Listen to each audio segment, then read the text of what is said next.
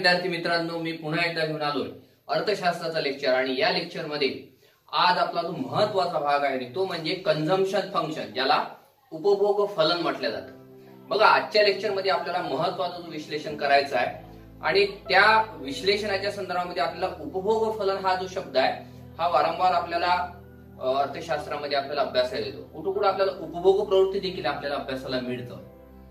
त्यामुळं दैनंदिन जीवन जगत असताना आपण वेगवेगळ्या प्रकारच्या वस्तू आणि सेवांचा उपभोग घेत असतो आणि या संदर्भात स्थूल अर्थशास्त्रामध्ये मोठे अभ्यास झालेले पाहायला मिळतात. या संदर्भामध्ये केन्सनं देखील विश्लेषण केलेलं आहे. केन्स नंतरच्या देखील अर्थशास्त्रज्ञांनी विश्लेषण केलेलं पाहायला मिळतं. आणि उपभोग फलन या संदर्भामध्ये सगळ्यात अगोदर महत्वाचं म्हणजे की ज्याला इफेक्टिव्ह डिमांड म्हटलं होतं लॉर्ड जेम्स केन्स यांनी, म्हणजे प्रभावी मागणी ज्याला म्हटलं होतं, त्या प्रभावी मागणीच्या संदर्भामध्ये कुठेतरी विश्लेषण आपल्याला वाचायला मिळतं. म्हणजे प्रभावी मागणी निर्धारित करणारे जे दोन घटक आहेत त्यामध्ये उपभोग खर्च आणि गुंतवणूक खर्च अशा दोन घटकांवर ही प्रभावी मागणी निर्धारित होत असते. या दोन घटकांवर ही मागणी अवलंबून असते आणि रोजगाराच्या प्रत्येक अवस्थेत समाजाकडून अपेक्षित असलेल्या एकूण उपभोग खर्च आणि एकूण गुंतवणूक खर्च अशा दोन्ही खर्चांना मिळून मागणी किमतीची अपेक्षा तयार होते. म्हणजे समाजातील जी मागणी होत असते त्या मागणीच्या संदर्भामध्ये मुख्यत्वे या उपभोग आणि गुंतवणूक अशा दोन्ही बाबींचा खर्च अतिशय महत्वाचा असतो. आणि या संदर्भामध्ये आपण महत्वाचं आहे की आज जे महत्वाचे जे आपण मुद्दे आज आपण कव्हर करणार आहोत ते म्हणजे उपभोग आणि उपभोग प्रवृत्ती म्हणजे काय, कंझम्पशन अँड प्रोपेन्सिटी टू कंझ्युम ज्याला म्हटलं जातं. त्यानंतर या संदर्भामध्ये महत्वाचं आहे की उपभोग प्रवृत्ती पाहताना आपल्याला उपभोग प्रवृत्ती कशी काढली जाते, उपभोग प्रवृत्तीच्या संदर्भामध्ये कुठल्या प्रकारचे समीकरण आहेत, उपभोग प्रवृत्तीचं कोष्टक कुठलं आहे, वेगवेगळ्या टप्प्यावर उपभोग किती असताना कशी प्रवृत्ती असते, हा सगळा भाग आपल्याला पाहायला मिळणार आहे. त्यानंतर आपल्याला उपभोग प्रवृत्तीचे प्रकार देखील आज आपल्याला अभ्यासाचे आहे. उपभोक्तीच्या प्रकारामध्ये आपण महत्वाचे जे प्रकार पाहणार आहोत ते म्हणजे सरासरी उपभोग प्रवृत्ती, सीमांत उपभोग प्रवृत्ती, हे दोन महत्वाचे जे बेसिक प्रकार आहेत ते आपण पाहणार आहोत. त्यानंतर आपण या उपभोग प्रवृत्तीच्या संदर्भामध्ये महत्वाचं विश्लेषण आपण जे आज करणार आहोत त्या संदर्भामध्ये एक महत्वाचं मला हे सांगायचं आहे. मी प्रत्येक शब्द महत्वाचा असं म्हणतो कारण हा जो भाग आहे हा प्रत्येक ठिकाणी आपल्याला जर समजला नाही तर सिद्धांत समजत नाही. म्हणजे उपभोग आणि उपभोग प्रवृत्ती या ज्या कंझम्पशन आणि प्रोपेन्सिटी टू कंझ्युम या बाबी आपल्याला एकदम दैनंदिन जीवनातील उदाहरणे घेऊन देखील समजून घेता येईल. बघा, उपभोग आणि उपभोग प्रवृत्ती यामध्ये फरक आहे. काय म्हटलं मी, उपभोग आणि उपभोग प्रवृत्ती यामध्ये फरक आहे. तो कसा आहे बघा, एका विशिष्ट काळामध्ये उत्पन्नातील जेवढा भाग उपभोग्य वस्तूवर खर्च होतो त्याला आपण उपभोग किंवा उपभोग खर्च असं म्हणू. म्हणजे तुमचं उत्पन्न 10,000 रुपये आहे, त्या 10,000 उत्पन्नामधून 8,000 रुपये तुम्ही वेगळ्या वस्तू आणि सेवेवर खर्च करता, तो झाला तुमचा उपभोग 8,000 रुपयाचा. आणि 8,000 रुपये हा जो उपभोग खर्च आहे असं देखील आता म्हणता येईल. दर महिन्याच्या पगारामधून तुम्हाला जो उपभोग करावा लागतो वेगवेगळ्या वस्तूंचा त्यावर झालेला खर्च त्याला म्हटलं जातं उपभोग खर्च किंवा उपभोग म्हणतात. आता या संदर्भामध्ये उपभोग म्हणजे उपभोग प्रवृत्ती नाही.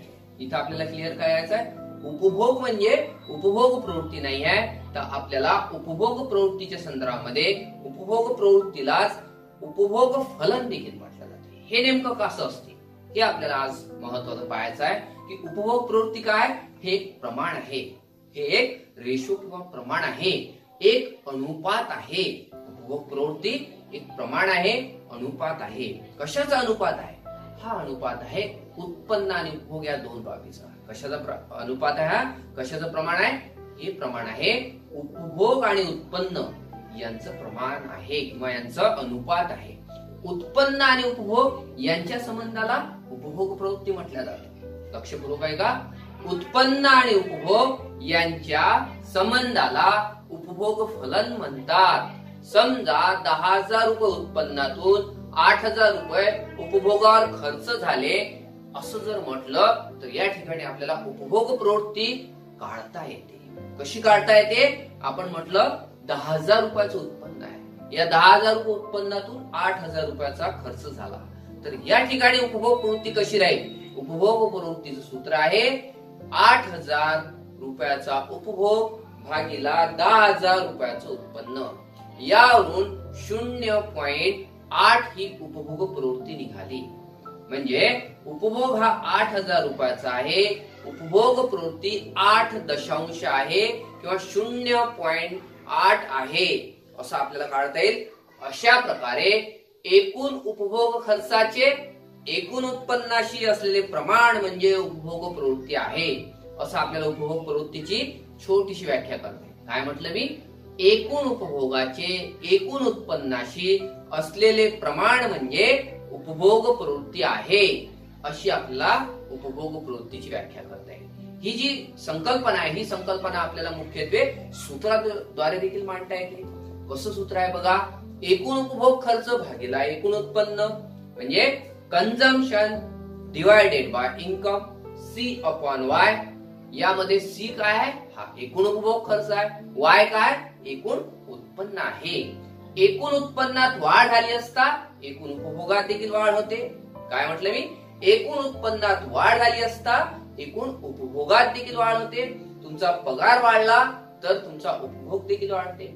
श्रमिकाची मजुरी वाढली त्याचा उपभोग देखील वाढते. या उलट उत्पन्नात घट झाली असता उपभोगात देखील घट होते. अशा प्रकारे एकूण उत्पन्नात होणाऱ्या बदलाच्या समप्रमाणामध्ये हा उपभोग बदलत असतो आणि त्यामुळेच उपभोग हे उत्पन्नाचे फलन किंवा कार्य आहे असं म्हटलं जाते. उपभोग हे उत्पन्नाचे फलन किंवा कार्य आहे असं म्हटलं जाते. Consumption is a function of income असं म्हटलं जाते. हा फलनात्मक संबंध सूत्राद्वारे अर्थशास्त्रामध्ये कसा दर्शवला जातो? हा दर्शवला जातो C is equal to function of Y. Y म्हणजे इन्कम आहे, C म्हणजे कंझम्पशन आहे, F म्हणजे फंक्शन किंवा कार्य आहे. म्हणजे consumption is the function of income. उपभोग हा उत्पन्नाचे फलन आहे. उपभोग प्रवृत्ती हे उपभोग खर्च आणि उत्पन्न यामधील संबंध दर्शवितो.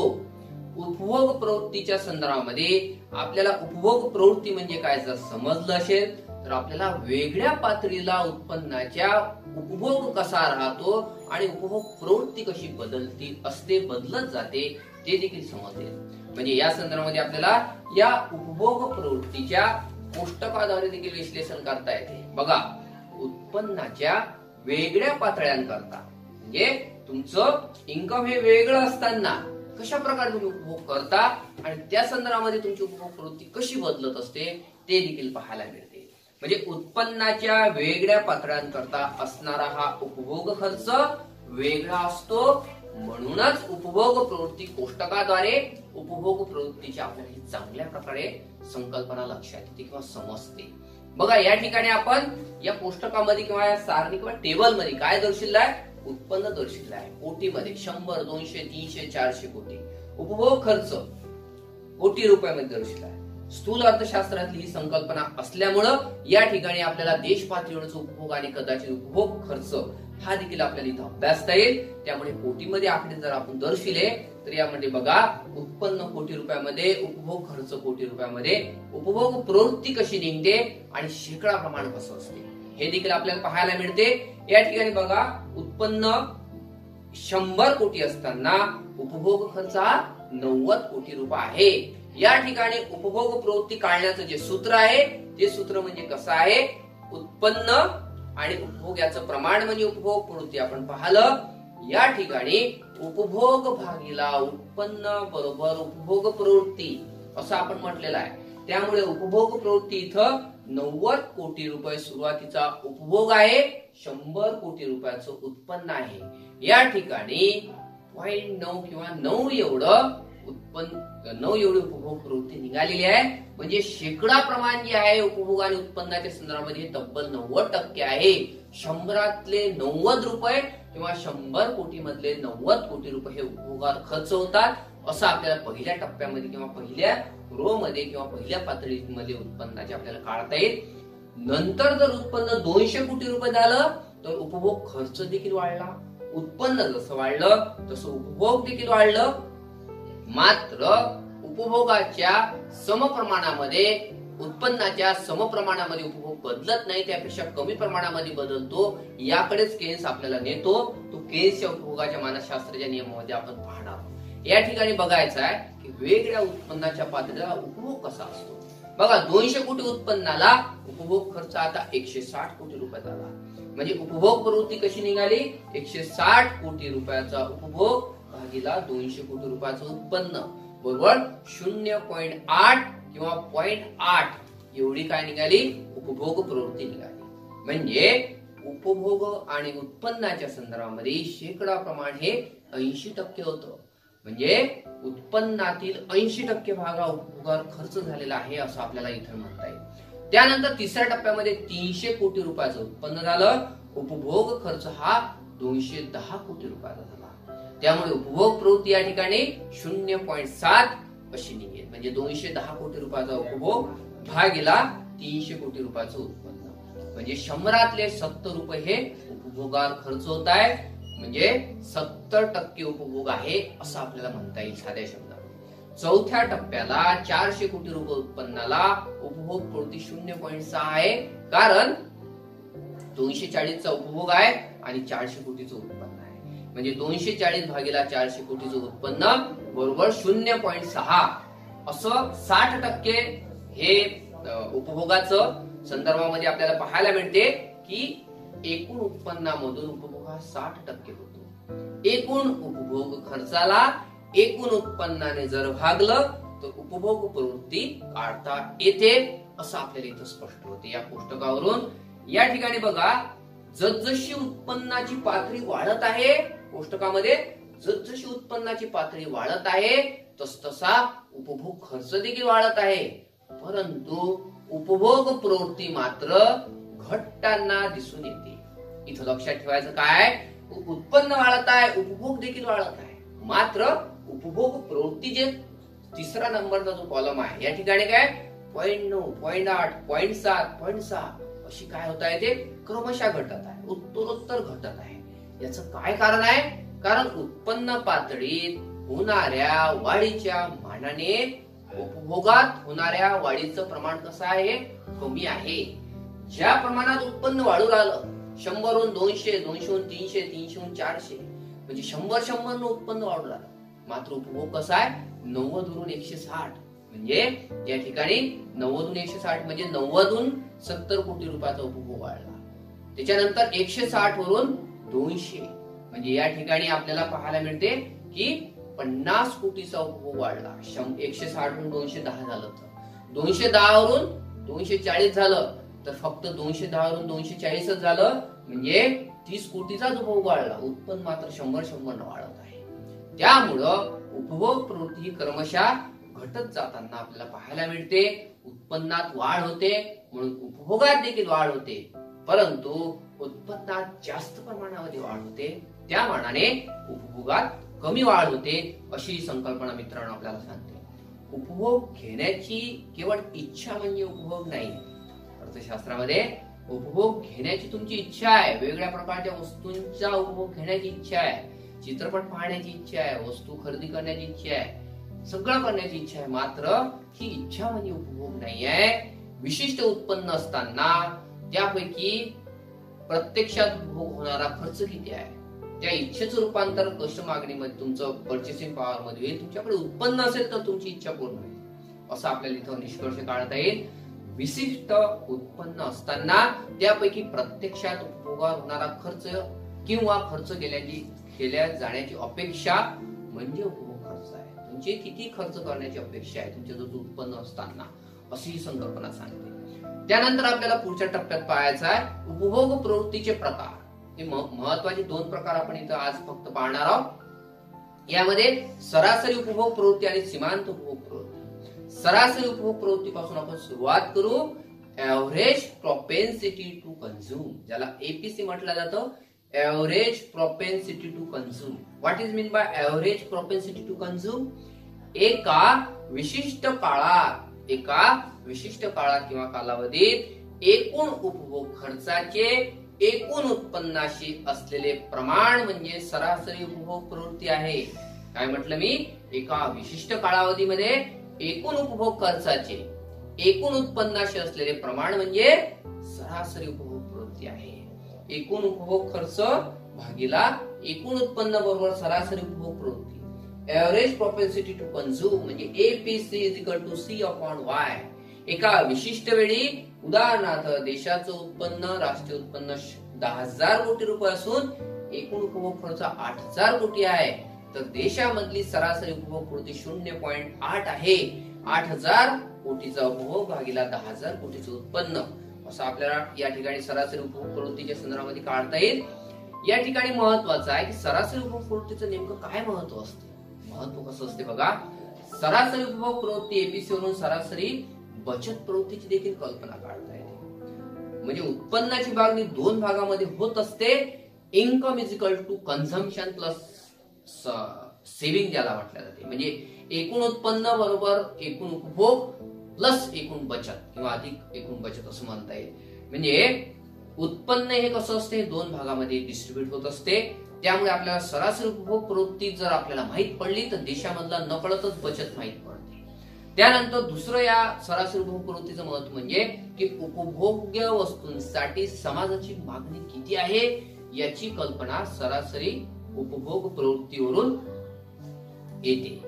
सरासरी उपभोग प्रवृत्तीच्या संदर्भामध्ये महत्वाचं आहे की सरासरी उपभोग प्रवृत्तीच्या महत्वामध्ये आपण पाहिलं की एकूण उत्पन्नाची विभागणी ही उपभोग आणि बचतीमध्ये होते आणि सरासरी उपभोग प्रवृत्ती आपल्याला सरासरी बचत प्रवृत्तीची कल्पना येते. आपण असं पाहिलं समाजाची सरासरी उपभोग प्रवृत्ती सामान्यतः शून्यापेक्षा जास्त आणि एककापेक्षा कमी असते.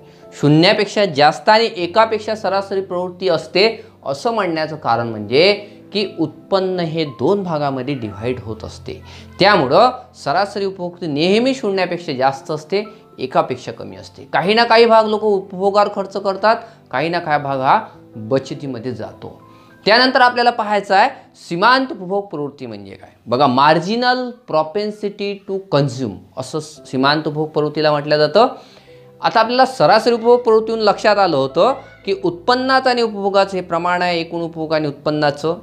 मात्र आपल्याला या उपभोग प्रवृत्तीवरून नेमका उत्पन्नातील वाढीचा आणि उपभोगातील वाढीचा काय परिणाम होतो हे जर पाहायचं असेल तर आपल्याला सीमांत उपभोग प्रवृत्ती आपल्याला अभ्यासावं लागते. म्हणजे एकूण उपभोगात होणाऱ्या बदलांचे एकूण उत्पन्नात होणाऱ्या बदलांशी, बदल म्हणजे काय वाढ आणि घट. पुन्हा म्हणतो मी एकूण उपभोगात होणाऱ्या बदलांचे एकूण उत्पन्नात होणाऱ्या बदलाशी असणारे प्रमाण म्हणजे सीमांत उपभोग प्रवृत्ती आहे. म्हणजे सरासरी आणि सीमांत उपभोग प्रवृत्तीमध्ये काय फरक आहे की सीमांत उपभोग प्रवृत्ती दर्शवते आपल्याला की उत्पन्नात किती बदल झाला त्यामुळे उपभोगात किती बदल झाला. सरासरी उपभोग प्रवृत्ती आपल्याला लक्षात येते की किती उत्पन्न असताना किती उपभोग केला जातो. मात्र सीमांत उपभोग प्रवृत्ती आपल्याला उत्पन्नातील वाढ आणि घटीचा उपभोगातील वाढ आणि घटीवर काय परिणाम होतो हा संबंध आपल्याला या सीमांत उपभोग प्रवृत्तीवरून लक्षात येतं. सीमांत उपभोग प्रवृत्तीचं देखील सूत्र आपल्याला काढता येतं एकूण उपभोग खर्च भागीला एकूण उत्पन्न. असं जे आपण उपभोग प्रवृत्तीची संकल्पना म्हणतो या ठिकाणी एकूण उपभोगात झालेला बदल भागीला एकूण उत्पन्नात झालेला बदल म्हणजे सीमांत उपभोग प्रवृत्ती आहे. MPC marginal propensity to consume is equal to change in consumption divided by change in income असं त्याला म्हटलं जातं. म्हणजे सीमांत उपभोग प्रवृत्ती म्हणजे चेंज इन कन्झम्पशन म्हणजे चेंज इन C म्हणजे काय एकूण उपभोगात होणारा बदल, चेंज इन Y म्हणजे काय एकूण उत्पन्नात होणारा बदल. म्हणजे चेंज इन C म्हणजे एकूण उपभोगात होणारा बदल, चेंज इन Y म्हणजे एकूण उत्पन्नात होणारा बदल. म्हणजे हे जे त्रिकोणचं चिन्ह आहे काय दर्शवते बदल दर्शवते. हा बदल म्हणजे वाढही असू शकते घटही असू शकते. किती उत्पन्नात वाढ झाली तर किती उपभोगात वाढ होऊ राहिली, किती उत्पन्नात वाढ झाली तर किती उपभोगात वाढ होऊ राहिली, किती उत्पन्न घटलं त्यामुळे उपभोग किती घटला असा संबंध आहे सीमांत उपभोग प्रवृत्ती दर्शवते. म्हणजे समजा देश एकूण उत्पन्न हे 100 कोटी रुपये आहे, 90 कोटी रुपयाचा उपभोग खर्च होता. समजा एकूण उत्पन्न वाढून 100 कोटीवरून 110 कोटी जर झालं तर त्यामुळं एकूण उपभोग वाढून हा 97 कोटी उदाहरणार्थ जर झाला तर एकूण उत्पन्नात झालेली वाढ ही 10 कोटी रुपये एकूण उत्पन्नात झालेली वाढ किती होती? ते 100 कोटीवरून 110 कोटी उत्पन्न झालं, म्हणजे ही वाढ होती 10 कोटी रुपयाची. चेंज इन वाय किती होतं? हा 10 कोटी होतं. त्यामुळे एकूण उपभोग खर्चात झालेली वाढ ही किती होती? 7 कोटी. म्हणजे 90 कोटीचा आधीचा उपभोग होता तो वाढून आता 97 कोटी झाला, म्हणजे 7 कोटीचा हा उपभोग मध्ये बदल झाला. यावरून आपल्याला सीमांत उपभोग प्रवृत्ती आपल्याला काढता येते. बघा सीमांत उपभोग प्रवृत्ती कशी काढता येते?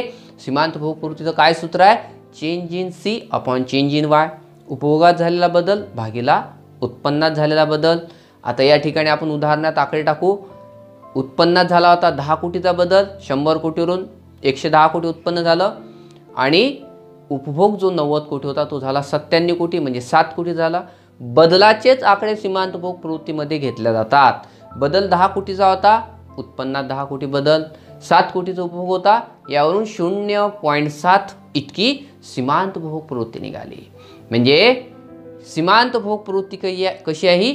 एकूण उत्पन्नातील अतिरिक्त वाढ किंवा घट आहे. त्यामुळं उपभोगात होणारी वाढ अतिरिक्त म्हणजे सीमांत उपभोग प्रवृत्ती कशी आहे? उत्पन्नातील अतिरिक्त वाढ किंवा घट, आणि त्यामुळे उपभोगात होणारी अतिरिक्त वाढ किंवा घट यातील संबंध किंवा प्रमाण दर्शिते. म्हणजे किती उत्पन्न बदललं? 10 कोटीचं उत्पन्न वाढलं, त्यामुळे 7 कोटी रुपयाचा उपभोग वाढला. असं आपल्याला सीमांत उपभोग प्रवृत्तीवरून काढता येतं. या संदर्भामध्ये महत्त्वाचं आहे की आपल्याला हे लक्षात येते की सीमांत उपभोग प्रवृत्तीच्या संदर्भामध्ये आपल्याला सरासरी आणि सीमांत उपभोग प्रवृत्ती जर आपल्याला एकाच वेळेस काढायचं असेल ते देखील आपल्याला काढताना आपल्याला पाहायला मिळते की जसजशी एकूण उत्पन्नामध्ये वाढ होते तसतसं एकूण उपभोगात देखील वाढ होते. परंतु उपभोगात होणारी वाढ ही एकूण उत्पन्नात होणाऱ्या वाढीपेक्षा कमी असते. त्यामुळंच सरासरी उपभोग प्रवृत्ती व सीमांत उपभोग प्रवृत्ती ही उत्तरोत्तर घटत जाते. एकूण उत्पन्नात उत्तरोत्तर 100 कोटी रुपयाची वाढ होत आहे हे आपल्याला पहिल्या उदाहरणावरून पाहायला मिळते. कोष्टकामध्ये आपण पाहिलं होतं उत्तरोत्तर 100 कोटी रुपयाची वाढ होत आहे असं आपल्याला पाहायला मिळतं कोष्टकावरून. परंतु उपभोग खर्चात होणारी वाढ कशी आहे? ही त्या मानाने कमी आहे. 85 कोटी रुपयाच्या उपभोगानंतर ही 80-75 अशी उत्तरोत्तर काय होऊन राहिली आहे? घटून राहिलेली आहे उपभोग प्रवृत्ती. याचा अर्थ एकूण उत्पन्नात होणाऱ्या वाढीच्या मानाने एकूण उपभोगात होणारी वाढ कशी असते? ही कमी आहे किंवा कमी असते. त्यामुळंच दोन्ही उपभोग प्रवृत्ती हा उत्तरोत्तर घटत आहे. दोन्ही उपभोग प्रवृत्तीचे आपल्याला मुख्यत्वे विश्लेषण देखील आपल्याला पाहायला मिळते. या आकृतीद्वारे देखील आपल्याला पाहायला मिळते आणि या उदाहरणाद्वारे देखील पाहायला मिळते. सगळ्यात अगोदर बघू आपण की सरासरी आणि सीमांत उपभोग प्रवृत्तीच्या संदर्भामध्ये हे आपल्याला तक्ता काय दर्शवतो? हा दर्शवतो आपल्याला की बघा पहिल्या याच्यामध्ये एकूण उत्पन्न, एकूण उपभोग, एकूण उत्पन्नातील बदल, एकूण खर्चातील बदल, APC शेकडा प्रमाण, त्यानंतर MPC सीमांत प्रवृत्ती आणि शेकडा प्रमाण. या ठिकाणी आपल्याला एक लक्षात येईल तुम्हाला की सरासरी उपभोग प्रवृत्ती आणि सीमांत उपभोग प्रवृत्ती काढताना आपल्याला या ठिकाणी ज्या प्रमाणात उत्पन्न वाढू राहिलं 100, 200, 300, 400 त्या प्रमाणात उपभोग वाढत नाही आहे. उत्पन्नातील वाढ ही कशी आहे? उपभोगातील वाढीपेक्षा जास्त आहे आणि त्यामुळे ते 100 कोटीनं उत्पन्न वाढते. एकूण उपभोगात किंवा खर्चातील वाढ कशी आहे? सुरुवातीला 90 वरून 175, 255, 330 म्हणजे एकूण उपभोग खर्चातील जो बदल आहे हा बदल आपल्याला जर काढला तर आपल्याला पाहायला मिळतं 90 आणि 175 याच्यामध्ये 85 कोटी, 175 आणि 255 याच्यामध्ये 80 कोटी, 255 330 झालं तर 75 असा बदल हा होऊन राहिलेला आहे.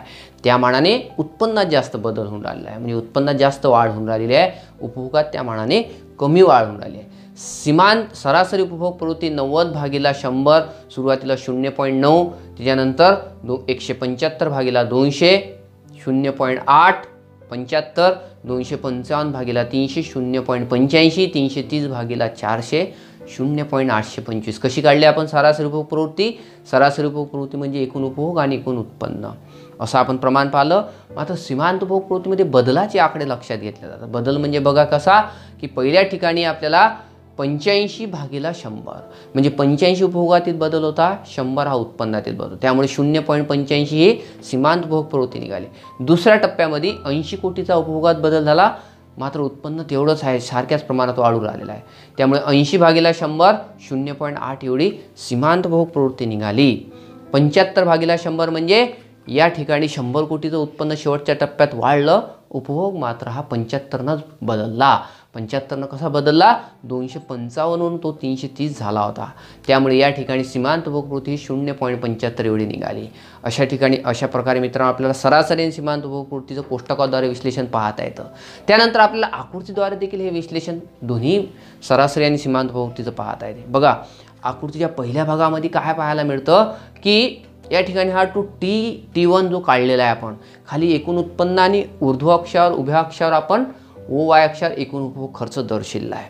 या T1 हा जो आहे उपभोग प्रवृत्ती दर्शक वक्र आहे, जो काय दर्शवतो एकूण उत्पन्न OY एवढं असताना एकूण उपभोग खर्च OC एवढा आहे किंवा YE एवढा आहे असं आपल्याला म्हणता येईल.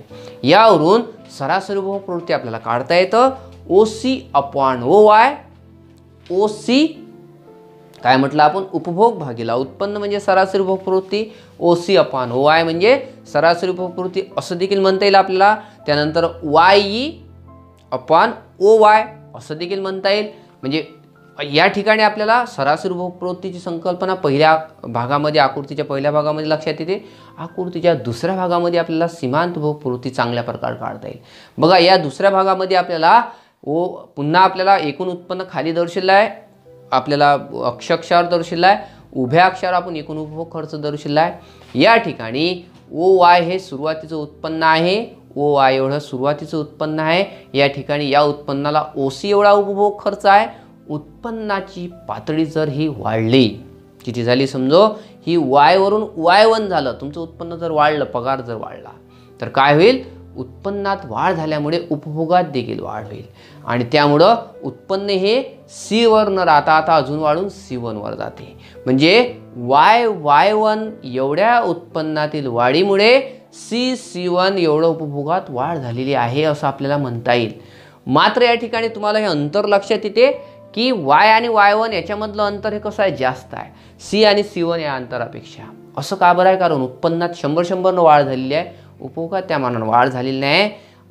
त्यामुळं सीमांत उपभोग प्रवृत्ती या ठिकाणी आपल्याला जर काढायची असेल तर चेंज इन कन्झम्पशन म्हणजे उपभोगातील बदल भागिला उत्पन्नातील बदल, हे पुन्हा सीमांत उपभोग प्रवृत्तीचं सूत्र आपण या ठिकाणी काढून EY1 हा जो आहे हा कन्झम्पशन मधला बदल आहे.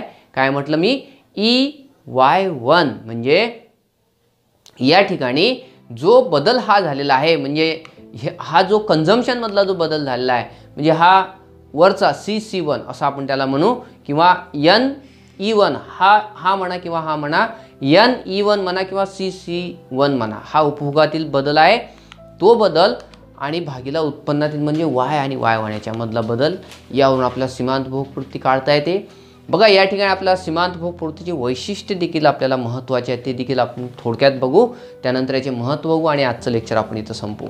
बघा या सीमांत उपभोग प्रवृत्तीचं काय वैशिष्ट्य आहे की हे नेहमी धनात्मक असते. सीमांत उपभोग प्रवृत्ती कशी असते? नेहमी धनात्मक असते. का बरं असते धनात्मक? कारण उत्पन्नात वाढ होत असताना उपभोगात देखील वाढ होते, त्यामुळे ही नेहमी धनात्मक असते, असं तिचं पहिलं वैशिष्ट्य आहे. त्यानंतर ती एकापेक्षा कमी आणि शून्यापेक्षा जास्त असते. एकापेक्षा कमी असते, शून्यापेक्षा जास्त असते. असं का असते? कारण एकूण उत्पन्नात होणाऱ्या वाढीच्या मानाने उपभोग खर्चात होणारी वाढ मात्र कमी असते. त्यामुळे ती कशी असते? एकापेक्षा कमी आणि शून्यापेक्षा जास्त अशी असते. आणि त्यानंतर गरीब वर्गाची सीमांत उपभोग प्रवृत्ती कशी असते? जास्त असते श्रीमंताच्या मानाने.